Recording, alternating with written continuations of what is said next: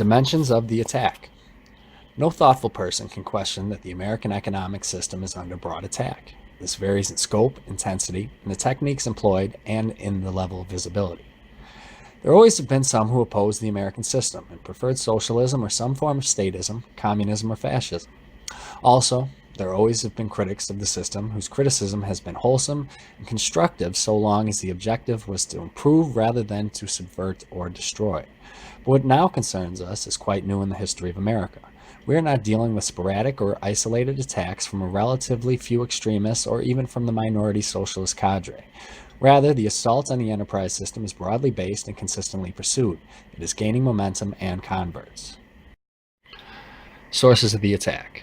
Moreover, much of the media, for varying motives and in varying degrees, either voluntarily accords unique publicity to these attackers or at least allows them to exploit the media for their purposes. This is especially true of television, which now plays such a predominant role in shaping the thinking, attitudes, and emotions of our people. The campuses from which much of the criticism emanates are supported by, first, tax funds generated largely from American business, and second, contributions from capital funds controlled or generated by American business. The boards of trustees of our universities overwhelmingly are composed of men and women who are leaders in the system. The apathy and default of business. What has been the response of business to this massive assault upon its fundamental economics, upon its philosophy, upon its right to continue to manage its own affairs, and indeed upon its integrity? In all fairness, it must be recognized that businessmen have not been trained or equipped to conduct guerrilla warfare with those who propagandize against the system, seeking insidiously and constantly to sabotage it. The traditional role of business executives has been to manage, to produce, to sell, to create jobs, to make profits, to improve the standard of living, to be community leaders, to serve on charitable and educational boards, and generally to be good citizens. They have performed these tasks very well indeed. Responsibility of business executives. What specifically should be done? The first essential, a prerequisite to any effective action, is for businessmen to confront this problem as a primary responsibility of corporate management. The day is long past when the chief executive officer of a major corporation discharges his responsibility by maintaining a satisfactory growth of profits with due regard to the corporation's public and social responsibilities. If our system is to survive, top management must be equally concerned with protecting and preserving the system itself. This involves far more than an increased emphasis on public relations or governmental affairs, two areas in which corporations long have invested substantial sums. Possible role of the Chamber of Commerce. But independent and uncoordinated activity by individual corporations, as important as this is, will not be sufficient. Strength lies in the organization, in careful long-range planning and implementation, in consistency of action over an indefinite period of years, in the scale of financing available only through joint effort, and in the political power available only through united action in national organizations.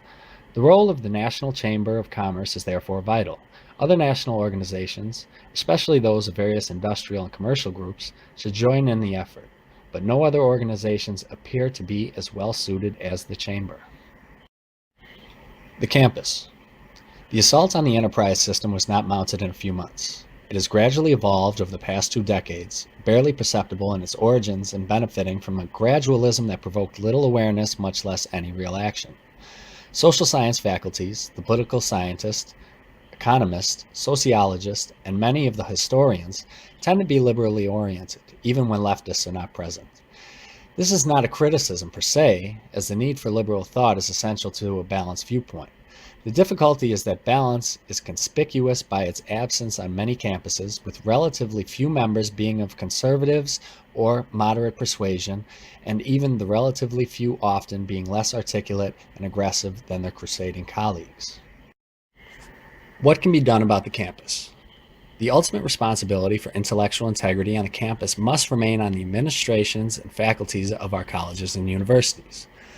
But organizations such as the Chamber can assist and activate constructive change in many ways, including the following. Staff of scholars. The Chamber should consider establishing a staff of highly qualified scholars in the social sciences who do believe in the system. It should include several of national reputation whose authorship would be widely respected, even when disagreed with. Staff of speakers. There also should be a staff of speakers of the highest competency. These might include the scholars, and certainly those who speak for the chamber would have to articulate the product of the scholars. Speakers Bureau. In addition to full-time staff personnel, the chamber should have a Speakers Bureau, which should include the ablest and most effective advocates from the top echelons of American business. Equal time on campus. The chamber should insist upon equal time on the college speaking circuit. The FBI publishes each year a list of speeches made on college campuses by avowed communists. The number in 1970 exceeded 100. There were, of course, many hundreds of appearances by leftists and ultra-liberals who urged the types of viewpoints indicated earlier in this memorandum. There was no corresponding representation of American business, or indeed by individuals or organizations who appeared in support of the American system of government and business. Balancing of faculties. Perhaps the most fundamental problem is the imbalance of many faculties. Correcting this is indeed a long-range and difficult project, yet it should be undertaken as part of an overall program. This would mean the urging of the need for faculty balance upon university administrators and board of trustees. The methods to be employed require careful thought, and the obvious pitfalls must be avoided. Improper pressure would be counterproductive, but the basic concepts of balance, fairness, and truth are difficult to resist if properly presented to board of trustees by writing and speaking, and by appeals to alumni associations and groups. Evaluation of textbooks. The staff of scholars, or preferably a panel of independent scholars, should evaluate social science textbooks, especially in economics, political science, and sociology. This should be a continuing program. The objective of such evaluation should be oriented toward restoring the balance essential to genuine academic freedom. This would include assurance of fair and factual treatment of our system of government and our enterprise system, its accomplishments, its basic relationship to individual rights and freedoms, and comparisons with the systems of socialism, fascism, and communism. Most of the existing textbooks have some sort of comparisons, but many are superficial, biased, and unfair. What can be done about the public? Reaching the campus and the secondary schools is vital for the long term. Reaching the public generally may be more important for the shorter term. The first essential is to establish the staffs of eminent scholars, writers, and speakers who will do the thinking, the analysis, the writing, and the speaking. It will also be essential to have staff personnel who are thoroughly familiar with the media and how most effectively to communicate with the public. Among the more obvious means are the following. Television. The national television network should be monitored in the same way that textbooks should be kept under constant surveillance. This applies not merely to so-called educational programs, such as selling the Pentagon, but to the daily news analysis which so often includes the most insidious type of criticism of the enterprise system. Whether this criticism results from hostility or economic ignorance, the result is the gradual erosion of confidence in business and free enterprise. This monitoring, to be effective, would require constant examination of the text of adequate samples of programs. Complaints to the media and to the Federal Communications Commission should be made promptly and strongly when programs are unfair or inaccurate. Other media.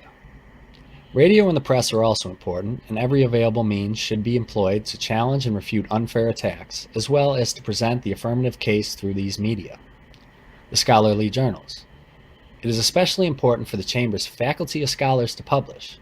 One of the keys to the success of the liberal and leftist faculty members has been their passion for publication and lecturing. A similar passion must exist among the Chamber scholars. Books, paperbacks, and pamphlets. The newsstands, at airports, drugstores, and elsewhere, are filled with paperbacks and pamphlets advocating everything from revolution to erotic free love. One finds almost no attractive, well-written paperbacks or pamphlets on our side.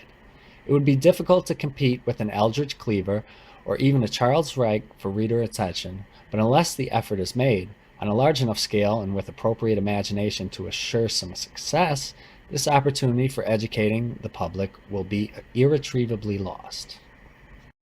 Neglected opportunity in the courts. American business and the enterprise system have been affected as much by the courts as by the executive and legislative branches of government.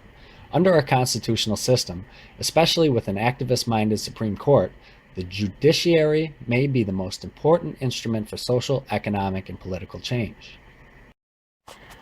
Relationship to freedom. The threat to the enterprise system is not merely a matter of economics. It is also a threat to individual freedom.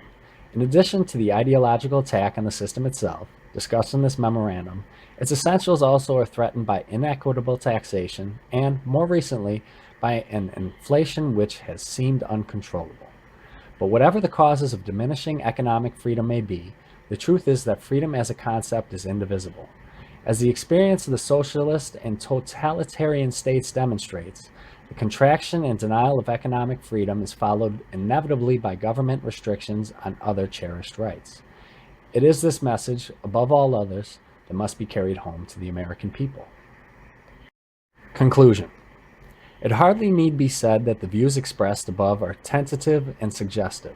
The first step should be a thorough study, but this would be an exercise in futility unless the board of directors of the Chamber accepts the fundamental premise of this paper, namely, that business and the enterprise system are in deep trouble, and the hour is late.